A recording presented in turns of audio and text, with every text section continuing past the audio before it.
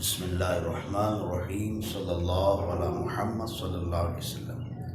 ناظرین کرام، آج ہم وحی کی تفصیل اور اس کے اقسام کے حوالے سے بات کریں گے۔ وحی کسے کہتے ہیں، اس کا معنی اور مفہوم کیا ہے؟ اس سلسلہ میں حضرت ملا علی قاری رحمۃ اللہ تعالی علیہ نے عمدۃ القاری میں اس کا معنی یوں بیان فرمایا ہے۔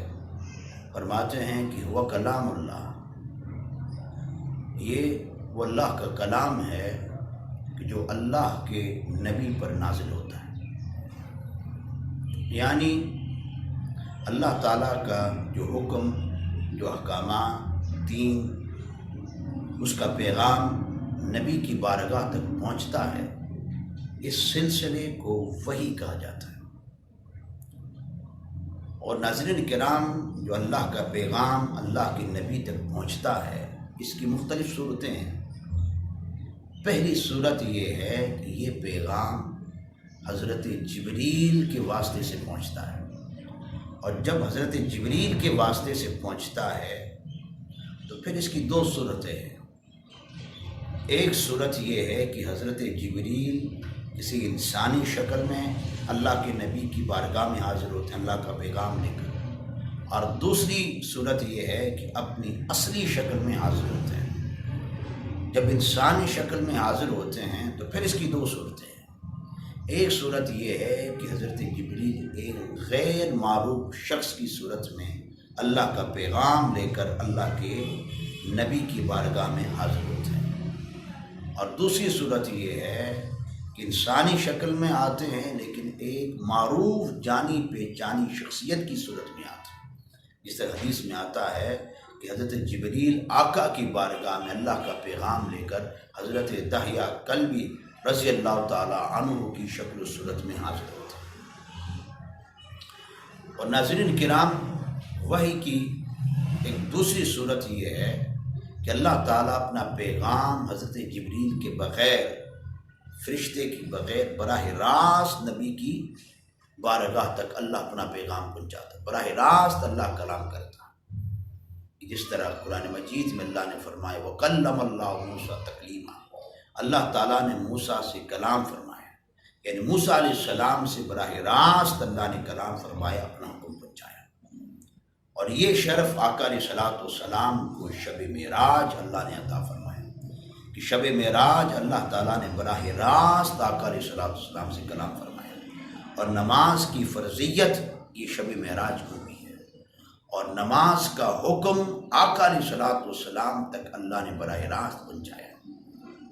اور ناظرین کرام، وحی کی ایک تیسری صورت اور اس کی قسم یہ ہے کہ نبی سویا ہوا ہو اور حالت نیند میں اللہ تعالیٰ اپنا پیغام اپنے نبی کی بارگاہ تک پہنچائے، اور اس سے نبی کی عظمت اور شان کا بھی اندازہ ہوتا ہے کہ ہم سوتے ہیں تو ہم غافل ہو جاتے ہیں، لیکن ناظرین کرام، نبی کی ذات وہ ذات ہے جو جاگا ہوا ہو تب بھی اللہ سے جڑا ہوا ہوتا ہے، جب سویا ہو تب بھی اللہ سے جڑا ہوا ہوتا ہے۔ حالت نیند میں بھی نبی غافل نہیں ہوتا، اس لمحے میں بھی اللہ سے تعلق قائم رہتا ہے، اور اللہ تعالیٰ اپنا حکم نبی کی بارگاہ تک پہنچاتا ہے۔ جس طرح حدیث میں ہے، آقا علیہ السلام نے فرمایا کہ میں نے اپنے رب کو حسین صورت میں دیکھا۔ اس نے پوچھا میرے مصطفیٰ ملائے اعلیٰ کس شے میں بحث کر رہے ہیں؟ میں نے عرض کی یا اللہ میرے رب تو ہی خوب جانتا ہے۔ پھر آقا فرماتے ہیں اللہ تعالیٰ نے اپنا ہاتھ جو اس کی شان کے لائق ہے میرے کندھے پر رکھ دیا، جس کی ٹھنڈک میں نے اپنے سینے میں محسوس کی۔ پھر ہوا کیا؟ پھر اللہ کا کرم یہ ہوا، جو کچھ زمین میں تھا اسے بھی جان لیا، جو کچھ آسمان میں تھا اسے بھی جان لیا۔ تو ناظرین کرام، وحی کی ایک قسم، ایک صورت یہ بھی ہے کہ حالت خواب ہو، اس حالت خواب میں اللہ تعالیٰ اپنا پیغام اپنے نبی تک پہنچاتا ہے، کہ جس طرح حضرت ابراہیم علیہ السلام کو خواب میں اسماعیل علیہ السلام کے ذبح کا حکم پہنچایا گیا۔ جب پہنچا ابراہیم علیہ السلام نے یہ نہیں کہ تو خواب ہے، نبی تھے وہ جانتے تھے یہ خواب نہیں ہے، یہ صرف خواب نہیں ہے، یہ وحی الہی ہے، یہی وجہ ہے کہ چھری لی اسماعیل علیہ السلام کو لیے اور آپ کو ذبح کرنے کے لیے چل پڑے۔